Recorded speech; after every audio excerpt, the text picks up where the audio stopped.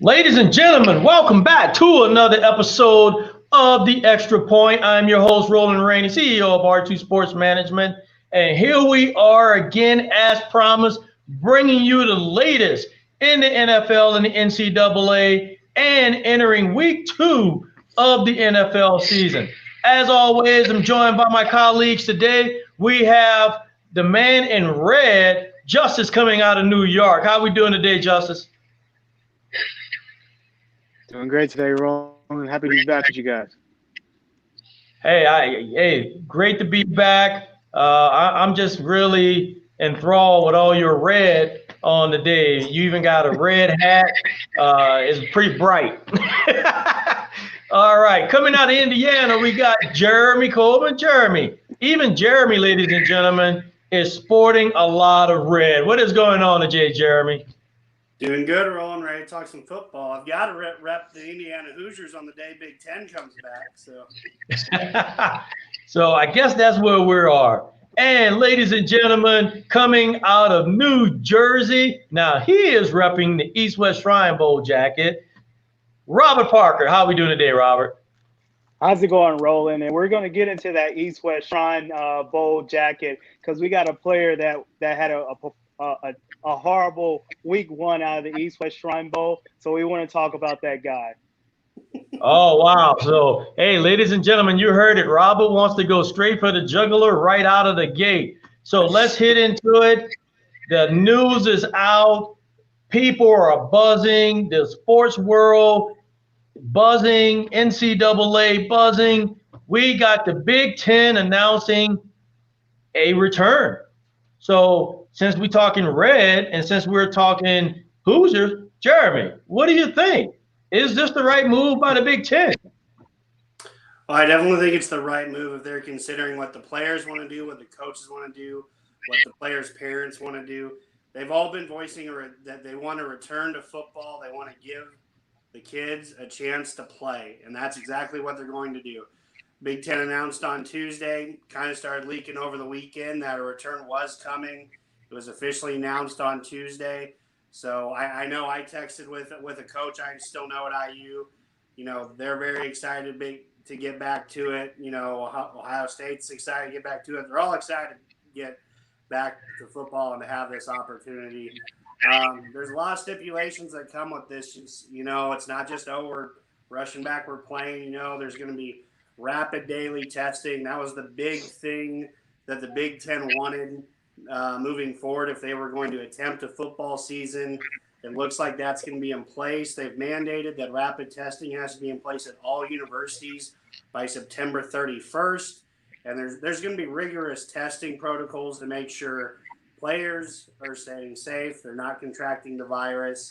I was reading an article before we got started here that there's going to be a 21-day turn time if a player tests positive. So if he tests positive, he's essentially going to be out of football for 3 weeks. So, you know, fingers crossed that everyone can keep that together, because if you could see a lot of players getting that, you might have a pretty shortened roster pretty quick. And teams hurting for depth are really going to feel that more than others. So, hey, phenomenal points, especially I will concur with you that I think the Big Ten, by coming back with a variation of protocol, is probably the right step. Now, I'm going to swing over to New Jersey, Robert, to you, because one of the things that I'm very curious about is when you bring back, you know, not necessarily mid-season, but the beginning of the season, you're kind of a couple of weeks in, and you make an announcement that you're going to restart the season. There's a lot of players in the Big Ten that opted out, and they are eyeing the draft right now. They're eyeing their off-season workout plans. What happens now? Do the Big Ten allow those guys to somehow opt back in and actually rejoin the university and rejoin the team? How is this going to work? Well, I think that's the topic of conversation, if you ask me, Roland. Two of the biggest stars in collegiate football, in Wyatt Davis and Shaun Wade, they both opted out. But the talk surrounding is that, those guys want to opt back in. But, you have Rondell Moore, who also opted out and earlier on when the Big Ten said they wasn't going to play, but he never signed with the agent. So I think that's one thing moving forward that, the NCAA and the Big Ten Conference is going to look at is what players signed with agents and what players haven't signed with agents. And, that might be the way that they go with it. Whoever hasn't signed with the agent is going to be able to opt back in. Hey, let's swing that same conversation over to Justice, because Robin makes a great point here, Justice, but I have a serious question. If I'm an agent and I just signed a player that I potentially believe might be a second rounder, third rounder, there's a lot of finagling with contracts. So is it going to be that easy, not necessarily on the university side, but on the agent-player relationship side, where a player can just say, hey, I'm going to opt out of this contract so I can continue my college career? What do you think? How is that going to play itself out with the relationship between the player and the agent? Yeah, I think that's going to be the biggest unfortunate about this whole thing. I'm glad the Big Ten is playing this year. I think it's a great thing for the players, great thing for the scouts. But, if some players did sign with agents and, they're not allowed to opt back in, I think that that could, like you said, it could create a bad working relationship. It could be unfortunate for the player if they don't get the opportunity to come back in. And I think, we could see some sour grapes from the player. It could end in maybe they drop the agent because of that. It's all yet to be determined, but I hope not a lot of players signed a contract with agents yet. I definitely want to see them play if they want to, but it's going to be interesting to see what players did sign with agents and what players do want to opt back in, because it's going to create a problem for some players who did sign contracts. Yeah, Jeremy, I know you spoke to some coaches at Indiana. Any gauge on what is this going to look like? Well, I know no one in Indiana opted out, so I know they're going to have a full team. But Justice brought up a very interesting point there. The NCAA is going to have to really be the ones to weigh in on the decision here, because even if a player did sign a contract, even if they drop that agent, at this point they're not considered an amateur player anymore, and that's kind of the big word that's been thrown around for years in the NCAA, and that's how they've been able to make so much money off college football, all these college sports, is because they're considered amateur student athletes. If they signed, unfortunately, I think the NCAA is going to say that ship has sailed, just because once you sign a contract to be a professional athlete, you don't just stop. Even if you were to, void a contract, you win it. You set some things into motion that said, I'm choosing right now to end my collegiate amateur career and become a professional. So even if, Justice said, even if players do drop their agents, I don't think that's just a, once all cure all for their eligibility. I think that's going to be some serious finagling, like Robert said, how that's going to work. And then as far as the agent goes, I wouldn't have too much qualms about my client going back and playing, because in all honesty, yeah, there's always a risk he gets injured or gets sick, but there's also a great chance he vaults himself from a third round pick into a first round pick. All these guys have the talent to do that. So it'll be very interesting to see going forward how that situation is handled. Yeah, I think, there's a lot of excitement in the air about the Big Ten. But I think there are not just the COVID protocols that will be put in place, but I think there is a tremendous amount of questions behind those players that opted out that want to come back in. Same thing with the Mountain West. There's rumblings right now that the Mountain West are going to reconvene meetings and start entertaining the notion of kicking off the season. Air Force Academy recently got a waiver to actually host Navy here in Colorado Springs. So the wheels are in motion. However, there are a lot of players that have jumped ship and started to move forward with their professional careers. And the one thing about a professional career when you depart the college ranks is when you start signing contracts. The game has just changed.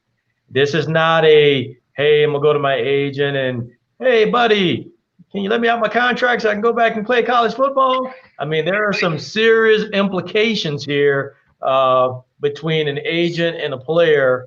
And hopefully, some of the players were smart enough, maybe, to put some very unique clauses that might be very COVID oriented.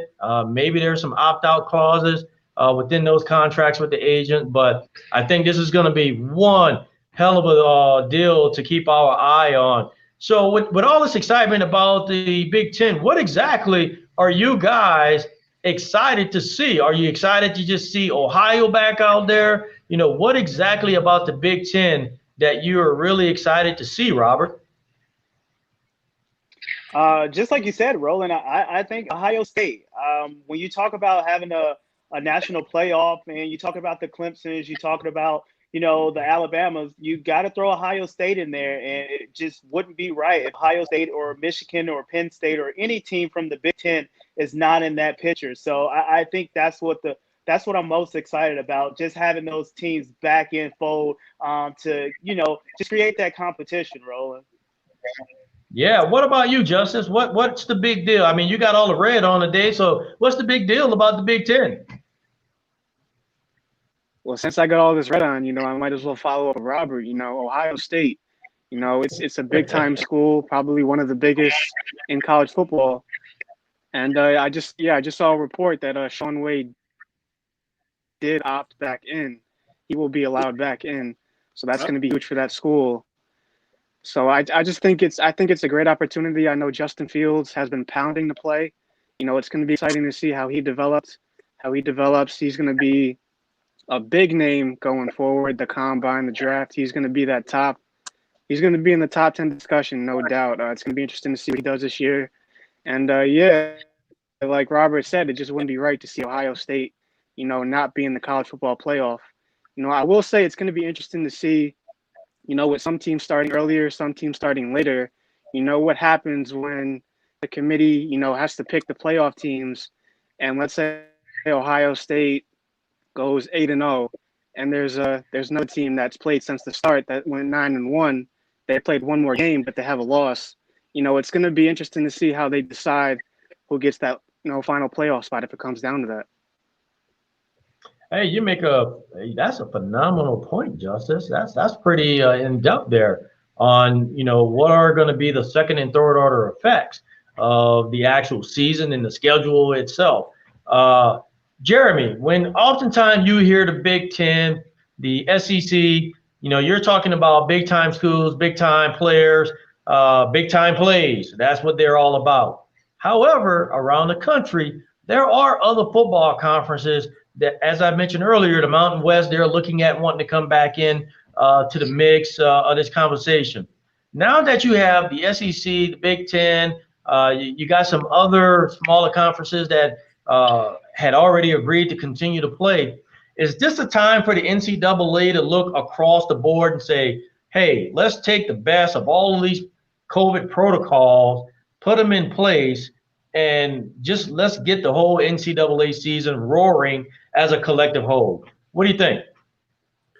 I think that'll be very tough logistically to kind of set up for the NCAA, since they've kind of let the conferences go about doing it their own way. I think trying to put it all together at this point would be challenging, to say the least. With the Big Ten coming back, joining the ACC, the Big 12, the SEC. Like you said, the Mountain West is trying to make a comeback here. I read an article saying the MAC might be trying to come back here. I've heard the Pac-12 actually could be following suit too. The governor in California recently rolled back some of the legislative things there to allow more kind of a practice setting from what I glimpsed in the article. So a lot of football is coming together right now. I think it's too hard and too late at this point to try to develop one universal code of how every school should be testing their athletes. Now, I mean, you would hope that all these schools, spend every penny they can, to make sure, the players are getting the right tests and everything. The biggest thing, that brought the Big Ten back was this rapid day testing with the saliva, because their biggest concern was the myocardosis, the inflammation of the heart that can occur. So I just think there's way too many moving parts here for the NCAA to try to organize something from up top. No, yeah, look, you got a great point, but I definitely would like to see some type of collective effort if this football movement is going to take place, because there's so many effects, right? You got high schools around the country that definitely have not moved forward. So it's almost this weird trickle-down effect of, hey, the NFL deciding, hey, we're going to move forward. And now a lot of these NCAA conferences decided, hey, we're going to move forward. And I'm quite sure probably around the nation right now, a lot of high schools are thinking, hey, maybe we should move forward with a season. So there's a lot of excitement in the air, still a lot of questions, seem to have some of the right protocols in place, but we'll have to see and wait and see how it all plays itself out. Ladies and gentlemen, you are here with us right now on the Extra Point. I'm Roland Rainey, your host, joined today by Jeremy Coleman out of Indiana, Robert Parker out of New Jersey, and Justice Gordon out of New York. So let's take it there, guys. There was a lot of great play last week. There was a lot of poor play last week. And of course, they didn't have a lot of preseason workout. So, some people can say, a lot of teams were sluggish. They're trying to get back in the groove. But I don't know, Robert. What do you think? What's the good and bad from last week's NFL play? Well, for me, Roland, the good is definitely that bad man by the name of Aaron Rodgers. If you just watch that game and just look at the throws that he made, he's looking like the Aaron Rodgers of old. He hasn't missed a beat. And I think the drafting of Jordan Love, that kind of really set a fire on and sparked the plug. I know he said after that draft, he went and drank like 4 fingers of tequila. So I think he's still on fire because he was on fire that first week rolling against Minnesota Vikings. He pretty much dismantled that defense and that secondary. And Davante Adams, like, hands off to Davante Adams. He just shows and goes out every week in and week out and shows you why he's one of the best receivers in the NFL. But with having Aaron Rodgers to throw him the ball, that is like one of the most deadliest duos in the NFL, Roland. So that was the good for me. Hey, I tell you what, that was a pretty good game. And to your point, Aaron Rodgers was sharp. He was sharp. He came back with that fire, as you mentioned. He came back with a level of accuracy we probably hadn't seen last year a whole lot of. So for his first game right out of the gate, he looked very good. What's the bad? What did you see that was bad last week? I think the bad has to be the Philadelphia Eagles. You're up 17-0, and then you let Washington come back from 17 down and to win the game. Carson Wentz looked pretty good. He kind of looked like the Carson Wentz of old in the first half, just hitting Zach Ertz. And, I know they were limited because they didn't have Miles Sanders out the backfield. But once again, Roland, that's pretty bad being up 17-0 and losing that game. So that the Philadelphia Eagles and Carson Wentz losing that game is definitely the bad. Very much so. That's a great game to point out because last week there were several games where teams were up and going into the fourth quarter. One of the things I saw was conditioning. Conditioning started to become a factor. And I think in this game we saw that. And, hey, Washington took advantage of it and did a great job coming back for the big win because they needed it. Jeremy, over to you. Hey, good and bad of last week. Well, one team that kind of surprised me, I think surprised a lot of people, that played a pretty good football game was the Jacksonville Jaguars. I Yeah. don't think a lot of people gave them much hope, after trading away so many pieces in the offseason, trading Calais Campbell away, trading Yannick Ngakoue right before the season here. I mean, there's a graphic up during that game. I mean, they traded away like 8 sort of key players. They traded away AJ Boye to Denver. I mean, they unloaded on that team, but then they were very competitive. That defense was still young, very quick, very fast. They were flying to the ball. And then honestly, I thought the offense played extremely well too. Gardner, a lot of people aren't big fans of Gardner Minshew, but he proved he can move the ball. And then honestly, the biggest surprise of the week was the East-West Shrine Game MVP James Robinson earning the starting nod, which ended up allowing Jacksonville to release Leonard Fournette.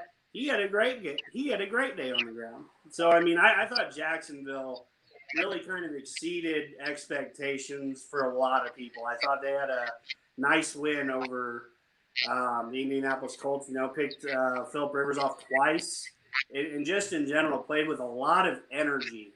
And that's good for that franchise. Another graphic during the game. They've lost the 3rd most games in the last 5 years, of any franchise in the NFL. So just a good, I tell you what I was very impressed by with the Jaguars is their ability to integrate the rookies. They did a phenomenal job integrating the rookies into the overall scheme. And that's hard to do. A lot of teams try to pull it off. It's not easy. Playbooks in the NFL are not easy, but a lot of these rookies, I give credit actually to a lot of these head coaches because they did a phenomenal job integrating those rookies. To your point, running back had a phenomenal game, but you also had Shenault. He came out a year early, got integrated, and he got a touchdown in the game. So great job of them integrating those rookies. Justin. And then C.J. Henderson on defense. I mean, he might have been the most impressive defensive player in all of week 1. I mean, he had both interceptions of Philip Rivers, played the run great. I mean, top 10 draft choice at cornerback there, really living up to the billing already. Definitely. And I know I wanted to swing over to Justice, but let's stay right where you with you, Jeremy. Give me the bag. Well, I didn't think Tampa Bay looked very sharp coming out of it. I know Mike Evans was dealing with a little bit of an injury. So, he wasn't the same playmaker that he probably could have been. Marshawn Lattimore shut him down. He was a non-factor, I think, almost the entire game. Had a few targets, but I think he only had 1 catch the entire day. Chris Godwin had a nice day. Scotty Miller had a decent day. But in general, the offense looked a little flat at times. I do think they did a nice job kind of rebounding there. That young defense looks very good, but I don't think the offense was quite there. Not to the level the NFL was hoping that game would be. They were hoping that game be high scoring, high power offensive shootout. Yes. And I thought that kind of go back to the good. I thought the Saints already looked like a playoff team. They already kind of looked like they were in midseason form. So.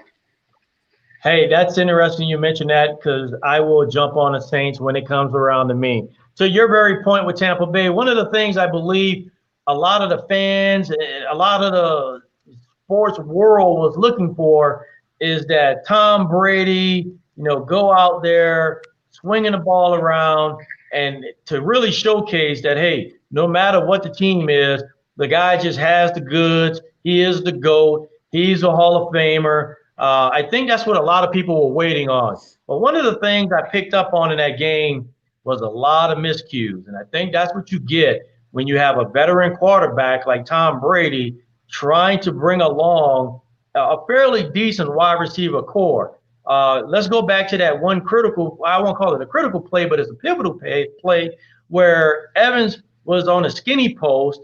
He pulled up because the coverage had switched and the deep safety came over and shadowed.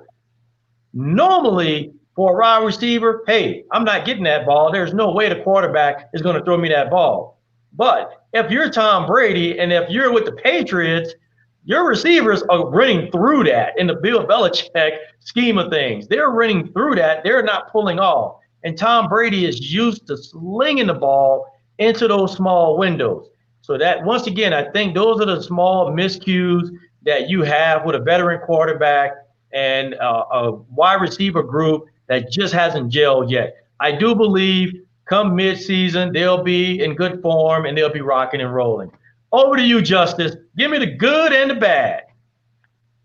Well, real quick, I just want to come to the defense of Mike Evans real quick. That skinny post miscue with Tom Brady. Here we go. I want to come to his aid real quick because that miscue that had happened Sunday, Bruce Arians did say that was on Tom Brady. That Mike Evans ran the right route. He said that was on Tom Brady. They just, it's going to take a while to get that connection going. But I just don't want to throw that on Mike Evans because it was definitely just a miscue between the two. And that's my point, right? My point to that is, in the scheme of the play, in Mike Evans' mind, hey, I'm pulling out. I'm not going through that because there's no way the ball is coming to me. But if you are Tom Brady and you're in the Patriot system, your receivers are running through that. And I think those are the things, growing pains. That's what they are going to experience in the first couple of games. And then, I think within time, they will be able to read off each other. Go ahead, Justice. Go with your good and bad. Yeah, I'm going to start off with the good. I kind of got to swallow my pride for a second. I kind of put my foot in my mouth earlier this week. But me and Jeremy had a debate about Ben Roethlisberger. And we had a little debate talking about the comeback player of the year, and I told him I didn't think Ben would get it, but that showing last Sunday, that's quite a performance. I think a bright spot was the Pittsburgh Steelers last week. Yeah, that defense is elite. That front seven is elite. Cam Hayward, T.J. Watt, Bud Dupree. You got Minka in the back end. That defense is going to be top 5 probably. And we knew what they had on offense: Juju Smith, Deontay Johnson. Those boys are talented. But I think the big question mark was Ben Roethlisberger. I wasn't too sure what to expect from him, but he came to play on Sunday, and if he can keep playing like that, I think the Steelers could be looking at the AFC Championship.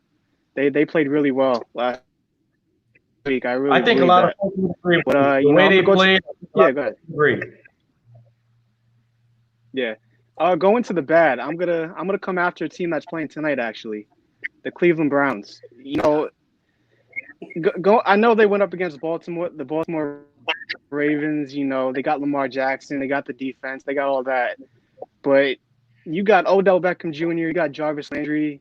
You paid Austin Hooper. You got Nick Chubb. You got Kareem Hunt. Baker Mayfield supposed to be this superstar QB. 6 points, 38-6. That is just ugly. That is terrible. I don't know how that happens with an offense loaded like that. They got to do better. Baker Mayfield has to step up. I think Odell Beckham had 3 catches for 27 yards. That's just ugly. They got to play better. They got too much talent to get blown out like that. With the Pittsburgh Steelers playing like they are, with the Baltimore Ravens being the Baltimore Ravens, they're my pick for the Super Bowl. If they don't fix this quickly, they're going to miss the playoffs, and they could look at a 4-win season. So, this is definitely going to be a make or break year for Baker Mayfield, and he's got to step up tonight. Hey, I'm with you. And I'm going to swing my thoughts on the teams, on the good and bad, kind of based on that premise. I'm going to give you 2 on both sides. The good, I really was impressed with the Las Vegas Raiders. I was very impressed with Jacobs out of that backfield. Holy smokes. The guy was not afraid to take the cuts. You get him out on the edge. He's Speedy Gonzalez running down sideline. And the one thing I really like is how they put him in positions where he was easily able to slice through the 4 and the 6 hole and literally just coming off the blocks and just really right up the seams. The guy was phenomenal, did a great job. Some of the play calling I was pretty impressed with Gruden on some of the play calling. Now, got a little questionable towards the end. They let their guard down a little bit defensively because they allowed a couple more points to be added towards the end of the game, even though they had the game in hand. But I'm pretty impressed with the Raiders. Next week, not next week, but this Monday night, they're going to have the Saints there. Should be one hell of a game. Speaking of Saints, Jeremy, to your point, I am 100% in concurrence. The Saints look like they were in mid-season form. Drew Brees was Drew Brees. I know oftentimes, his name doesn't elevate to the top of the list when it talks about Hall of Fame like Tom Brady, but the guy was legit. The way they further integrated Hill into the offensive package, I mean, they were on point. So kudos to those guys. Great on them. Great on the Raiders. So it should be one hell of a game come Monday. Now, let's talk about the bad, because I have about had it with the freaking Dallas Cowboys. This is ridiculous. You change your coach up, great. You change a couple of schemes up, great. But you kept the same offensive coordinator for continuity. But you got the same results. To your point, Justice, like with the Cleveland Browns, you have too many weapons, Cowboys, to not be effective. I honestly cannot remember the last time the Cowboys actually blew out a team. You have one of the best running backs, highest paid running backs in the NFL. You got threats on the edges like it's Christmas time when you have Amari Cooper, CeeDee Lamb. I mean, what more do you want, my friend? Gallup is doing phenomenal work, picked up right where he left off from last year. I don't know what to say. And look, what do we talk about the first half of the offseason? Dak Prescott contract. Worthy of it, not worthy of it. And here we are again. The defense is about the most suspect defense I've ever seen in probably like 10 plus years. Name me a defense that just seems to just drop like flies, from Lee to now we got Vendors. I mean, what more? These guys need to go out to the free agency. I'm sorry. And they got to go out and get some quality players. They got to tighten up that defense. I'm ranting and raving right now because I'm about fed up with America's team, which, yes, I am a fan of, have been since 1985. And here we are with talent galore, and you barely can put the ball in the end zone. Unbelievable. And I will finish this conversation up with, Lord, the Detroit Lions. Are you kidding me? Are you kidding me? You not only had a huge cushion to where you could have just ran the ball the rest of the damn game and hopefully that your defense played well to get you to win. You lose the big lead, and then I feel so bad for the rookie. What probably could have been a phenomenal story. Rookie, opening game-winning touchdown, and my man dropped the easiest ball that you can potentially catch in the end zone. And that was actually a weird catch because I was very curious on why, when he flexed his hands out, like receivers are taught to do, why did he turn his head upfield when he was already in the end zone?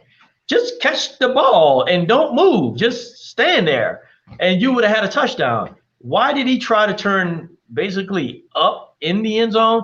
I don't know, guys. I don't know what your take was on that game, but I was beyond disappointed on how the Lions let such a huge cushion just go to waste and walk away with an L. Yeah, you got to feel bad for Detroit fans. I've got a friend who I met through IU football. And for the longest time, we just talked about the Detroit Lions invent new ways on how to lose football games. And you just kind of like felt this was exactly part of the same, scenario they've had for years, But like you said, they had a nice sized lead and then let a Mitchell Trubisky led Chicago team come back and lead. I mean, isn't like they were facing like Aaron Rodgers, and Rodgers went off, on some historic, 21-point comeback. This was the Mitchell Trubisky-led Chicago Bears, and I don't mean to keep ragging on Trubisky. I think he's a better player than a lot of people give him credit for. But to your point, Roland, they could have just ran the ball, killed some clock, and man, just finding new ways to lose for the last decade and a half.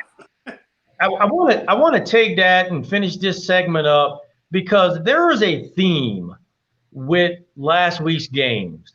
Forget about the Aaron Rodgers and the Drew Breeses of the world who went out and played phenomenal football. And definitely, guys, chime in if you saw some of the same things. I understand we're in a COVID environment. Practice weren't really structured the same. You didn't have a preseason to where you can work out a lot of those kinks. There was a lot of mismanagement of football games. So to the point of the Detroit Lions mismanaging that game by constantly throwing the ball, could have sat on it, ran the ball, chewed up some clock. You had the Dallas Cowboys. What a freaking awful mismanagement towards the end of the game. Where was that field goal at? Why wasn't that decision made? The Denver Broncos. Don't even get me started on how that game was mismanaged. Then they did the carousel thing with the running backs after Lindsey went out. Instead of staying with Gordon, who was getting at least 10, 15 yards at a clip. There was a series of mismanaged games as if that was not the first game of the season, more like the first game of a preseason. What's your guys' thoughts on that? Well, I'll go to that Denver game real quick. I thought it was. I'm not even going to talk about the running back switch. I'm going to talk about Vic Fangio not using the timeouts in the game. The Titans were in a position to run out the clock, and the Broncos just let them do it. Like they had, I think, at least 2 timeouts there that they didn't bother using, and it's just like, man, total mismanagement there because the Titans had just gotten into field goal range under. Just right at around the 2-minute mark. They had all 3. They could have taken timeouts to stop that clock ahead of time. As to where, on their last drive of the game, they might have had 20 seconds. They might have had a minute. And that's a world of difference. And it drives me crazy when coaches don't manage the clock. It's like the one thing they're like really there to do, and then they just don't do it. That drives me up a tree. Absolutely correct, man. And not just the head coach, but these coaches are surrounded by a massive staff who have their ear in just a total loss in focus. What do you think, Justice? What was your perception on some of the mismanaged games? Well, yeah, in terms of the Denver Tennessee game, it was a wild football game from, the Tennessee kicker missing 4 field goals, I think it was, to Vic Fangio not calling those timeouts at the end of the game. It was just a wild game. I really hold Vic Fangio accountable for what he didn't do. There was about, I want to say, 1:15 left when they had all 3 timeouts, 1:15 left, and he just did not call timeouts for no reason. I don't know what the reason is. Maybe he was banking on the fact that their kicker hadn't made a kick all night. Maybe that was why he didn't call the timeout. I don't know, but it was a terrible call. I don't understand it. And just to jump to, if we're talking about, heartbreaking losses, how could you not feel bad for Joe Burrow? He led that game-winning drive all the way down to the 15-yard line, and the kicker misses the field goal from about 25 yards out. I think Oh, he pulled his hamstring kicking it or strained his calf. He did something weird. It was heartbreaking. The PI penalty on AJ Green. It was heartbreaking for the kid. He looked phenomenal, and I hope he can get a win tonight. I like to see him bounce back. yeah, that look on his face when that ball kind of don't. I mean, that look on his face was priceless. Like, are you kidding me? I mean, yeah, games like that just absolutely baffling. And once again, maybe we saw some of the effects that COVID had on teams' ability to properly prepare for the regular season. What was your take, Jeremy? Well, in general, like we all thought we were going to see, we saw some rustiness. I really saw it among the offensive line play. You could just tell that the speed of some of these defenses was getting to offensive linemen just because they haven't had the same camp. You might have new Aaron stars. Donald. Continuity on the offensive line takes time, takes trust. So it didn't surprise me when a lot of teams went out there and you saw a lot of guys miss blocking assignments or a guy sped right past them, to go make a tackle for a loss or, go sack Tom Brady or just get other guys around the league. But that's kind of what stood out to me. You saw some communication was not quite there yet in a variety of offenses.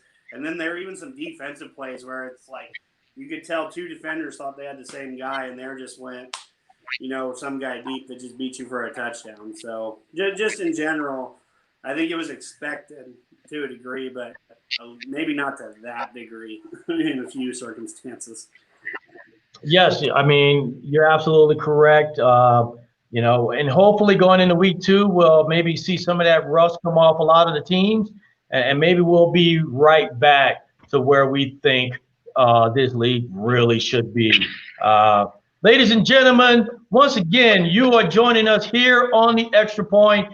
And up to this point, we've been talking about the Big Ten's announcement on their return and also the good and the bad with week 1 in the NFL. Speaking of week 1, here we are getting ready to enter week 2, and we do that tonight with the kickoff of the Cincinnati Bengals and the Cleveland Browns. We've already talked about how Burrow, that last look on his face, pretty disappointing. Had for the most part, a very phenomenal game, especially as a rookie quarterback leading a franchise.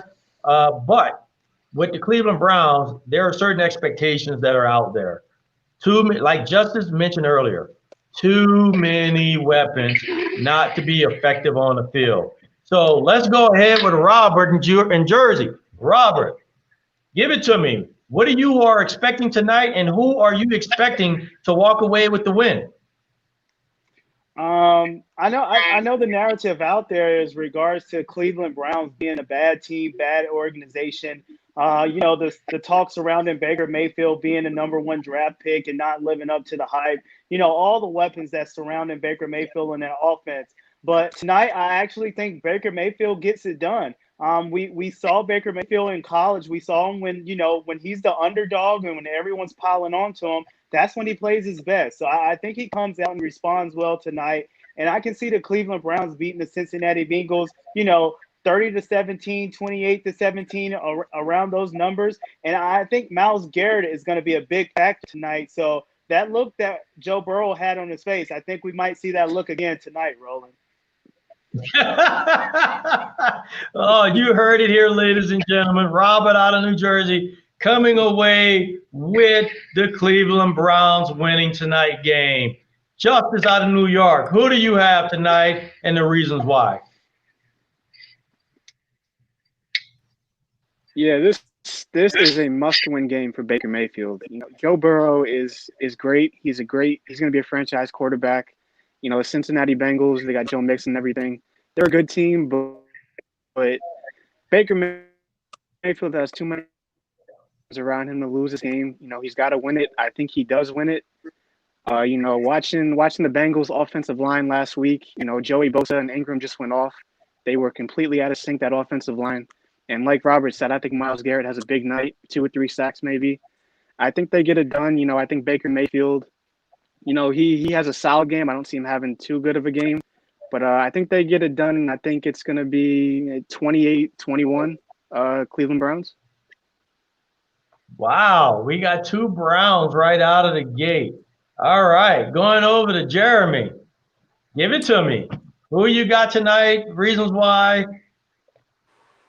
Yep. Honestly, I think it's going to be a pretty tight game throughout. I don't really see one team separating. I think on paper, both of these teams look better than how they've played, but that's on paper. Both of these teams have had a history of not kind of living up to what they can do. I think you're going to see a bunch of that kind of come in again. I do think Baker's going to be out to really try to prove people wrong. All the bad talking Cleveland constantly. There were talks about how Browns are shopping Odell Beckham Jr. already, and it's like week 1. It's like, come on, pump the brakes, chill out. I definitely think they need to involve Austin Hooper more. You paid a tight end $12 million and you only threw him 2 balls last week. I mean, that's not, when you pay a guy like that, you need to go to him. You paid him to make plays. You didn't give him an opportunity to make any plays last week, in all honesty. On paper, I think the Browns win this. My heart wants to say the Bengals will find a way to win this, but I do think the Browns are going to be the team that ends up doing it. I do think they have I think they have a better offense at this point, which I don't really think is saying much, but I do think their defensive line going against the Bengals offensive line, kind of like Justice alluded to with Bosa and Ingram going off last week. I think it's going to be a pretty similar story there. I think it's going to be a close game, though. I'm going to go like 24-16 Browns. 24-16 Browns. Wow. All right. Well, let's round that out. To all of your points, I do believe the more experienced team, of course, the more well-structured team is the Cleveland Browns. I do believe Burrow is going to have a good game. I think the offense is going to find a way to get into a good rhythm. But I think one of the things that they are currently lacking is a ferocious defense with teeth and grit in it. And in order to shake Baker Mayfield up and get him uncomfortable, you got to get in the backfield.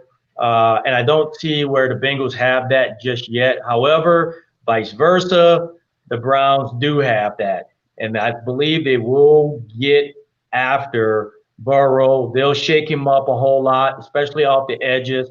As long as they can penetrate in the middle with some good edge rush, I think they'll go ahead and isolate on Burrow. On the offensive side of the ball, I will say you got to start managing Baker Mayfield a whole lot better. You got a running back for a reason who can get the job done. So that ratio of pass to run play, I think the coaches are going to have to really balance that tonight to come out with the win. I do think the Browns are going to walk away with this. However, I think the Bengals will make a game of it.